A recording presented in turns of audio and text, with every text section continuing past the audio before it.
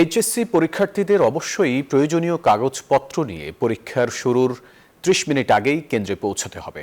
আসন্ন এইচএসসি পরীক্ষা উপলক্ষে সুষ্ঠু ট্রাফিক ব্যবস্থাপনা নিয়ে ঢাকা মেট্রোপলিটন পুলিশের সংবাদ সম্মেলনে এমন তথ্য জানানো হয়। বৃহস্পতিবার সকালে ডিএমপির মিডিয়া সেন্টারে সংবাদ সম্মেলনে ডিএমপির ট্রাফিক বিভাগের অতিরিক্ত কমিশনার মনিবুর রহমান জানান, মোটরসাইকেলে কেন্দ্রে গেলে নিরাপত্তার স্বার্থে অবশ্যই হেলমেট পরতে হবে। যানজটে পড়লে ট্রাফিক পুলিশ ও 999-এর সহায়তা নিতে শিক্ষার্থীদের প্রতি আহ্বান জানানো হয় সংবাদ সম্মেলনে।